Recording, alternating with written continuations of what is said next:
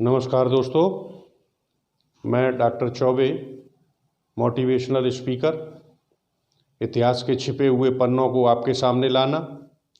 और आज मैं आपको बताऊंगा कि how you can prepare for competitive exam.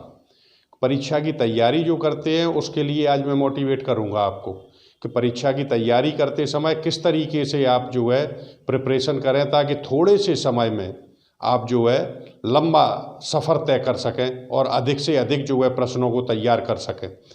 तो पहले के वीडियो की भांति इसमें भी हम आपको यही समझाएंगे, और इसी तरीके से जैसे मैंने ये बोर्ड पे आपको बताया कि बोर्ड पे ये चार्ट बना हुआ है, ये चार्ट है मौर्य साम्राज्य का।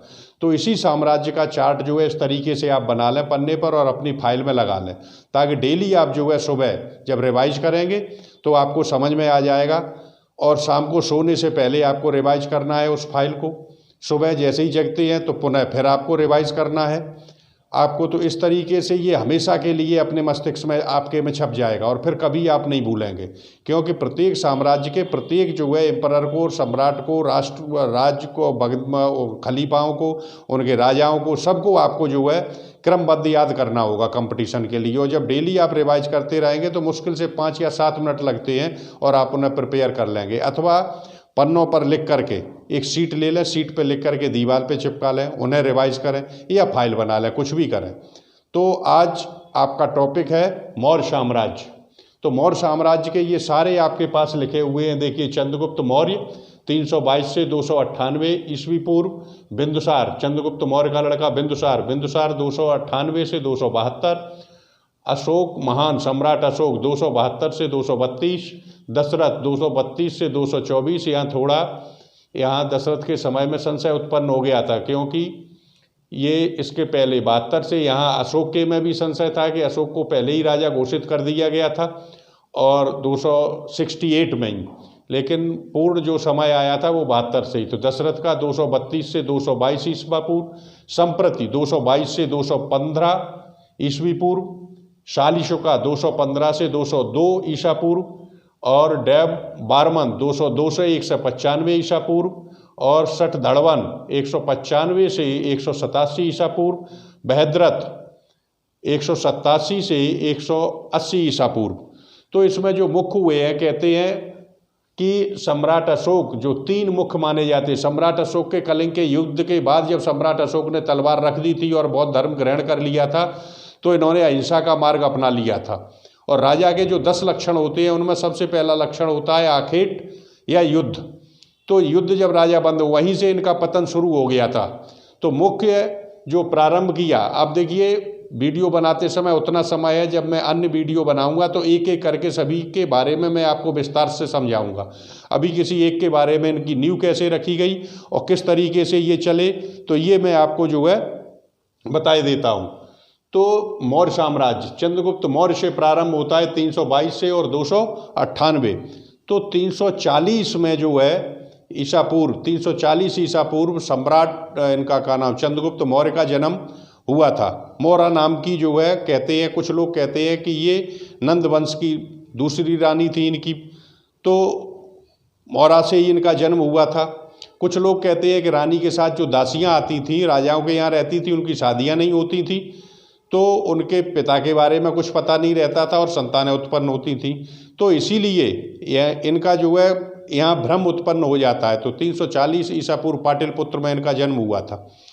तो मौरा इनकी जो है जो माँ थी इनकी, तो चंद्रगुप्त मौर्य 322 से जो है गद्दी पे किस तरीके से बैठे, कि एक बार इनकी जो कहानी कही जाती है कि चंद्रगुप्त नंद वंश का जो राजा था उसने क्या किया था, कुछ ब्राह्मणों को वहाँ भोजन कर रहे थे, तो भोजन करते ही समय वो वहाँ आ गया और उसने देखा, क्योंकि चाणक्य जो थे, चाणक्य जिनको कौटिल्य के नाम से भी जाना जाता है, तो इनके जो शब्द थे वो कुटिल होते थे, तो कहते कौटिल्य नाम रख दिया। कौटिल्य का मतलब एक्सपर्ट भी होता है, विद्वान भी होता है। और चाणक्य इसलिए कहते थे कि चणक, आचार्य चणक के पुत्र थे, और इन्हें विष्णुगुप्त के नाम से भी जाना जाता है। और he was the founder of economics, अर्थशास्त्र जो है चाणक्य ने ही लिखा। तो कहते हैं कि चोटी थी उनके लंबी सी, काला बदन, चेचक के दाग थे चेहरे पर, कुरूप थे देखने में, लेकिन मस्तिष्क बहुत तेज था। तो जब ये भोजन कर रहे थे तो नंदवंश ने इनका तिरस्कार किया और कहा है कि ये शकल से तो ब्राह्मण लगता नहीं है, इसे बाहर फेंक दो उठा करके। तो जब उन्हें अपमानित किया गया है तो वहीं चाणक्य ने जो है अपनी चोटी में गांठ लगाई थी और कहा था कि नंद, एक दिन तुम्हारी मौत बन के तुम्हारे दरवाजे पर आऊँगा। जब वो वहाँ से चलने लगे तो उन्होंने देखा कि एक बालक उनके पास आया और उनसे कहा कि आपका अपमान हुआ है, मुझे बहुत बुरा लगा है और आप भोजन भी नहीं कर पाए। तो उन्होंने कहा कोई बात नहीं है। वो बहुत दुखी था। तो उसने बताया भी कि मुझे शिक्षा ग्रहण करनी है। तो उन्होंने कहा कि अगर तुम्हें शिक्षा कहाँ दिलवाई, तक्षशिला में जाओगे तो चाणक्य के पास। तो उन्होंने कहा चाणक्य का सिर्फ मैंने नाम सुना हुआ है, लेकिन मैं सोचता हूँ कि उनके पास तक कैसे जाऊँगा। तो उन्होंने कहा कि जिसकी छाती से तुम इस समय चिपके हुए अपने दुख को व्यक्त कर रहे हो वो व्यक्ति चाणक्य ही है। तो वो इनके पैर पकड़ लिए उसने कहा अपने साथ ही हमें रखिए। तो उस चंद्रगुप्त को जब वो अपने साथ ले गए तो मौरा जो इसकी माँ थी, तब उन्होंने पिता का नाम क्लियर ना होने के कारण मौरा के नाम पर, इसके माँ के नाम पर ही जो है इसे मौर्य नाम दे दिया चंद्रगुप्त को, और चंद्रगुप्त मौर्य। और चंद्रगुप्त मौर्य को ले जाकर ही चाणक्य ने जो है शिक्षा देनी शुरू करी थी। बाद में वो इनके जब अमात्य भी बने, यानी महामंत्री जब बने थे, तो राजमहल से अलग दूर अपनी एक कुटिया में रहते थे। एक सिंपल सी कुटिया थी जिसमें गोबर के उपले एक साइड में लगे रहते थे, एक साइड लकड़ियाँ पड़ी रहती थी, और उसी कुटिया में रहते थे। चीनी यात्री फाइयान जब आया और उसने कहा था कि आप इस कुटिया में रहते हैं और अमात्य हैं, आप महामंत्री हैं, तो उन्होंने कहा था कि जब मंत्री परिषद और मंत्री झोपड़ी में रहते हैं तो राज्य का प्रत्येक व्यक्ति महलों में रहता है। उन्होंने ये जवाब दिया था। तो आज देखिए आप, आज उतार करके उसे देख लिए चाणक्य कितना सत्य है। आज आपके मंत्री लोग महलों में रहते हैं और हमारी जनता जो है झोपड़ियों में रहती है। बल्कि कुछ जो है, अटल जी ने जब लिखा था कि कलकत्ता में जो फुटपाथों पर रहते हैं उनसे जाकर पूछो 15 अगस्त के बारे में क्या कहते हैं। आज 75 साल के बाद भी 40% जनता भारत की ऐसी है जिसके सिर पर छत नहीं है। 20% लोग ऐसे हैं जो एक टाइम भोजन करते हैं और फुटपाथों पर सोते हैं। तो क्योंकि हमारे मंत्री जो है महलों में रहते हैं, इसलिए जनता को झोपड़ी में रहना पड़ा। जबकि चाणक्य ने उतने समय पहले ये कहा था कि यदि मंत्री झोपड़ी में रहेगा तो पूरी जनता जो है राज्य की महलों में रहती है। और मेघास्तनी जब मिलने के लिए आया तब भी जो है इन्होंने कुटिया में, तो उसने इंडिका में ये लिखा है कि जिस राज्य जो वो जब मिलने के लिए आया तो ये कुछ बैठे लिख रहे थे चाणक्य, दीपक जल रहा था। जब वो बैठ गया आकर के तो ये लिखते रहे। कुछ समय के बाद इन्होंने उस दीपक को बंद कर दिया और दूसरा दीपक जलाया। तो उसने कहा इसमें क्या अंतर है, दोनों दीपक समान है। तो उन्होंने कहा कि मैं राज्य का कार्य कर रहा था और राज्य के पैसे से दीपक जल रहा था। अब ये अपनी मेहनत से मैं जो पैसा कमाता हूँ, हमारी आपकी व्यक्तिगत बात होगी तो ये दीपक जलाएंगे।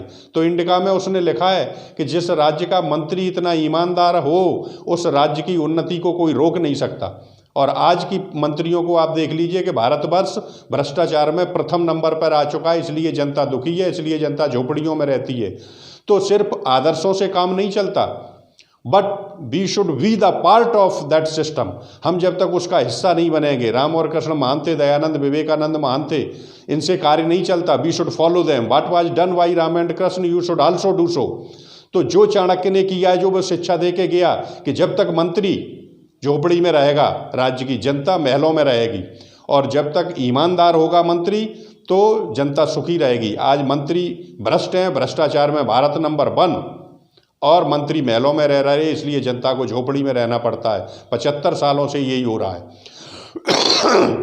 तो इस तरीके का व्यक्ति जब चंद्रगुप्त मौर्य को ले गया तो उसने उसे शिक्षा भी दी, घुड़सवारी भी सिखाई, और धीरे धीरे उसने जो है सेना भी एकत्रित की। तो सेना एकत्रित करते करते और एक दिन वो आ गया कि चंद्रगुप्त मौर्य को ले जा करके उसने घनानंद पर अटैक किया और घनानंद का विध्वंस करके अखंड भारत, क्योंकि स्वतंत्रता के बाद 15 अगस्त 1947 के बाद जब 556 रियासतों को तिरंगे के नीचे लाई सरदार पटेल, तो सरदार पटेल ने भी यही कहा था कि अखंड भारत का निर्माण का उद्देश्य जो मेरे मस्तिष्क में आया, उसके लिए धन्यवाद देना चाहूँगा कौटिल्य को, चाणक्य को, विष्णुगुप्त को, क्योंकि ये मैंने उन्हीं से सीखा। तो अखंड भारत का सबसे पहले जो है किसी के मस्तिष्क में अगर दिमाग में आया तो वो थे चाणक्य, और उन्होंने सहारा बनाया चंद्रगुप्त मौर्य को।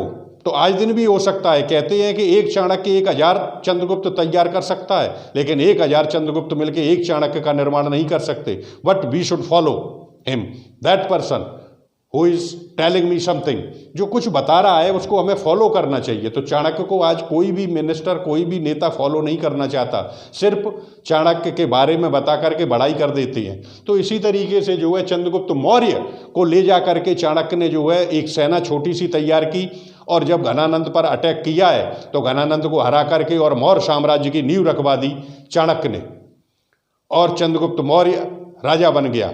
तो चंद्रगुप्त मौर्य की जो पहली पत्नी थी, उनसे इन्होंने पहली पत्नी जो थी उनसे पैदा हुआ बिंदुसार। कारण ये था कि देखिए चाणक्य नीति आज दिन भी मशहूर है, क्योंकि चंद्रगुप्त मौर्य को पर डे पॉइजन देता था चाणक्य खाने में, और ये बात चंद्रगुप्त मौर्य और चाणक्य जानते थे। और वही जो है भोजन अपना थोड़ी मात्रा में जो है अपनी पत्नी के साथ भी करता था ये चंद्रगुप्त मौर्य। तो पत्नी के साथ जब भोजन करते थे, एक दिन पत्नी की मात्रा ज़्यादा हो गई भोजन की, तो पत्नी की हालत जब बिगड़ने लगी, तुरंत चाणक्य पहुंचा। उसने कहा कि पेट को चाक करके, पेट को फाड़ के बच्चा निकालिए। तो बच्चा निकाला गया, इसलिए इसका नाम रखा गया था बिंदुसार। सार माने सेंट्रल आइडिया, थीम, सब्सटेंस, पूरे का निचोड़, और बिंदु माने एक बूंद। तो एक बूंद इसके अंदर भी प्रवेश कर चुकी थी, तो इसलिए इसका नाम जो है चंद्रगुप्त मौर्य के लड़के का नाम रख दिया था बिंदुसार। तो ये इनके बाद जो है 298 में, तो इनकी कहते हैं कि अंतिम दिनों में अपने में जो है चंद्रगुप्त मौर्य ने जैन धर्म स्वीकार कर लिया था, और जैन धर्म स्वीकार करके ये कर्नाटक चले गए थे, श्रावण बेला गोला गांव में। और वहाँ पर जो जैन धर्म के बाबा लोग थे, उन्होंने कहा था कि आप अंतिम समय अपना शरीर त्यागना चाहते हैं तो व्रत रखिए, और व्रत रख करके शरीर को त्याग दीजिए। तो वहीं पर जो है इन्होंने अपने शरीर को त्याग दिया था, और अपना राज्य जो है बिंदुसार को दे गए। इस तरीके से बिंदुसार का उदय हुआ। तो अब इसमें एक जो चंद्रगुप्त के समय में युद्ध हुआ है, सिकंदर को पौरस की ताकत ने रोका, न कोई रहा है न कोई रहेगा। तो उसी समय जो है सिकंदर ने अटैक किया था। तो जब यहाँ इधर झेलम नदी के किनारे जब जो है सिकंदर का युद्ध हुआ है राजापुरु से, और राजापुरु के बाद मगध राज्य पड़ता था। तो राजापुरु से यद्यपि उसकी सेना जो है काफ़ी थक चुकी थी, और सबसे पहले जो है हाथी सिकंदर की सेना ने राजापुरु के उसी में देखे थे युद्ध में देख करके। तो उन्होंने वहाँ सिर्फ सुना हुआ था कि इंडिया में एक जानवर होता है जिसके 5 पैर होते, तो 5वें पैर का कार्य सूंड कर रही थी। दुधारा और तलवारें बंधी हुई थी हाथियों के सूंड में, उससे जो है मारकाट फैलाई गई थी। तो उससे सेना शिकस्त हो गई थी सिकंदर की। अब चाणक्य ने ये सोचा कि अगर ये आगे बढ़ा, तो चंद्रगुप्त की उम्र भी कम थी और चंद्रगुप्त का मगध पड़ रहा था। तो चाणक्य को पूरा विश्व जान चुका था और विश्व गुरु के नाम से वो मशहूर था। तो यही चाणक्य नीति है। आप देखिए कि उसने अपने कुछ दूत पहुंचा दिए, गुप्तचर पहुंचा दिए सिकंदर की सेना में, और उन्होंने अफवाह फैलाई, क्योंकि इनका जो मुख्य प्रधानमंत्री इनका जो था वो था राक्षस। तो राक्षस नाम था, यद्यपि वो भी आचार्य था और चाणक्य के साथ ही पढ़ा था, लेकिन नाम था उसका राक्षस। तो चाणक्य ने क्या अफवाह फैला दी कि अभी आप लोगों ने हाथी देखे हैं, अभी आगे बढ़ोगे तो चंद्रगुप्त मौर्य का जो मंत्री है वो राक्षस है, वो सबको खा लेगा। तो इस तरीके से उसके सैनिक डर गए और उन्होंने आगे बढ़ने से मना कर दिया, क्योंकि चाणक्य की नीति थी कि अभी चंद्रगुप्त मौर्य जो है टक्कर झेल नहीं पाएंगे सिकंदर की, अलेक्जेंडर द ग्रेट जिसे कहते हैं, सिकंदर महान। तो सिकंदर जब खुद मिलने के लिए आया तो चाणक्य कुटिया में बैठा हुआ था, और जब उससे आके मिले तो उन्होंने कहा है, बालक आपकी मस्तक की रेखाएं बताती हैं कि आगे बढ़े तो निश्चित मृत्यु है, आपको वापस जाना पड़ेगा। अब चाणक्य ने सोचा कि वापस जाने को भी अगर ये तैयार हो जाए और ऐसे ही वापस गया तो इतने देशों को जीत के आया, सब राजा इसका स्वागत करेंगे, और हो सकता है कभी इसने मूड बनाया तो फिर मगध पे सीधा अटैक। तो उसने कहा है कि आप जिस रास्ते से आए हैं उस रास्ते से वापस नहीं जाएंगे, क्योंकि कोई भी राजा आपके साथ धोखा कर सकता है, तो फिर कहाँ से जाएं। उसने कहा सहारा और थार के रेगिस्तान से होते हुए आप वापस जाइए। तो कहते हैं 1 लाख सैनिक लेकर के सिकंदर सहारा और थार के रेगिस्तान होता हुआ वापस गया, और मेसोपोटामिया पहुँचते पहुँचते उसके पास मात्र 12 सैनिक रह गए थे, और स्वयं भी इतना जर्जर हो गया कि उसके बाद बीमार रहने लगा था, और बहुत जल्दी ही फिर सिकंदर महान का अंत भी हुआ। और इसी पीरियड में क्या हुआ, इसका जो मंत्री था सेल्यूकस निकेटर, उसकी लड़की लेडी हेलेना जिसका लेडी हेलेना से दूसरी शादी इन्होंने चंद्रगुप्त मौर्य की करवा दी थी, जिसका लड़का हुआ था जस्टिन। तो इस तरीके से इनने संबंध भी स्थापित कर दिए ताकि जो है सेल्यूकस जो है इनके खिलाफ कोई विद्रोह न कर सके, और सिकंदर को निकाल दिया। इसे कहते हैं मस्तिष्क और चाणक्य की नीति, क्योंकि उसने कोई भी हथियार नहीं चलवाए और 1 लाख सेना खत्म कर दी और चंद्रगुप्त मौर्य को बचा लिया और पूरा विस्तार किया। तो इसके बाद जो है बिंदुसार आ गए। बिंदुसार उतने अच्छे नहीं थे जितना अच्छा चंद्रगुप्त मौर्य था। इन्होंने कई शादियाँ भी की थी, कई लड़के भी हुए, और उन्हीं में इनका एक लड़का जो हुआ था वो अशोक महान, जो बाद में इसमें गद्दी पर बैठा, जिसके कलिंग के युद्ध के बारे में आप जानते हैं कि कलिंग के युद्ध के बाद इसने अपनी पुत्री संघमित्रा और महेंद्र को इसने जो है श्रीलंका तक बौद्ध धर्म स्वीकार कर लिया था। यद्यपि चंद्रगुप्त मौर्य जैन धर्म स्वीकार किए थे। इसके बाद ये जो राजा हुए बाद के कहते हैं कि अंतिम सम्राट अशोक महान ही मान के चले, क्योंकि इसके बाद मौर्य साम्राज्य का पतन होने लगा था। बहुत बड़ा राज्य जो है फैला दिया था, अफगानिस्तान बलूचिस्तान तक जो है पूरा राज्य फैला हुआ था। अंतिम जो इनके हुए जो इसके बाद फिर ये संप्रति हमने आपको बता दिए। अब वीडियो में समय कम होने के कारण मैं आपको इतना ही बता रहा हूँ। आगे जब इसे एक्सप्लेन करूँगा मौर्य साम्राज्य को, तो एक एक राजा को लेकर के मैं इनके बारे में आपको पूरा डिटेल में बताऊँगा। बृहद्रथ जो ये राजा हुए हैं और अंतिम राजा थे, तो इनका जो मंत्री था पुष्यमित्र, उसने जो है इनका कत्ल कर दिया था, क्योंकि इन्होंने बौद्ध धर्म का इतना ज़्यादा प्रचार किया और सनातन धर्म के जो थोड़े विरुद्ध से उसे लगे, तो उसने कहा है उससे क्यों नहीं, तो इनका कत्ल। इस तरीके से ये अंतिम राजा हो गए थे। तो देखिए इतना समझने के बाद जब आता है तो इसमें क्वेश्चन भी बन जाते हैं, जीएस के क्वेश्चन, जिस तरीके से जो हमने समझाया। जैसे मान लीजिए आपसे प्रश्न पूछा जाए कि चंद्रगुप्त मौर्य किसका पुत्र था, तो महापद्म नंदवंशी माना जाता है, लेकिन सत्य नहीं है। लेकिन हाँ ये जरूर है कि ये मुरा के पुत्र थे। तो मुरा इनकी दूसरी पत्नी के रूप में मानी जाती है, या रानी के साथ आई थी, तो वहीं बच्चे होने लगे थे इनके। तो चंद्रगुप्त मौर्य की पत्नी का नाम क्या था, तो चंद्रगुप्त मौर्य की पहली पत्नी दुर्धरा थी, जिससे पैदा हुए थे ये बिंदुसार। और दूसरी पत्नी लेडी हेलेना, उसकी किसकी लड़की थी, ये निकेटर की, सेल्यूकस निकेटर की लड़की थी लेडी हेलेना, जिससे जस्टिन पैदा हुआ था, और बाद में उसने भी इनके साथ गद्दारी की थी। तो चंद्रगुप्त मौर्य का जन्म कब हुआ, तो चंद्रगुप्त मौर्य का जन्म 340 ईसा पूर्व हुआ। कहाँ पर हुआ, पाटलिपुत्र में हुआ था। चंद्रगुप्त मौर्य ने कौन सा धर्म अपनाया, तो चंद्रगुप्त मौर्य ने जो है जैन धर्म अपनाया था। और चंद्रगुप्त मौर्य की मृत्यु कब हुई, तो चंद्रगुप्त मौर्य की मृत्यु कर्नाटक के एक श्रावणबेला गोला नाम की जगह पर लगभग 300 ईसा पूर्व हुई थी। चंद्रगुप्त मौर्य की मृत्यु कैसे हुई थी, जैन धर्म के अनुसार जैनियों ने बता दिया था भोजन त्याग करके व्रत करें, और व्रत करके जो है शरीर को सुखा के और शरीर को त्याग दें। सच्ची बात यह है कि स्टारवेशन यानी भूखमरी के कारण तो चंद्रगुप्त मौर्य की इस तरीके से मृत्यु हुई। तो इन सवालों को आप नोट कर लो और इसे लिस्ट को बना लीजिए, और डेली आप जो है रिवाइज करते रहें। इसी के साथ जय हिंद, जय भारत।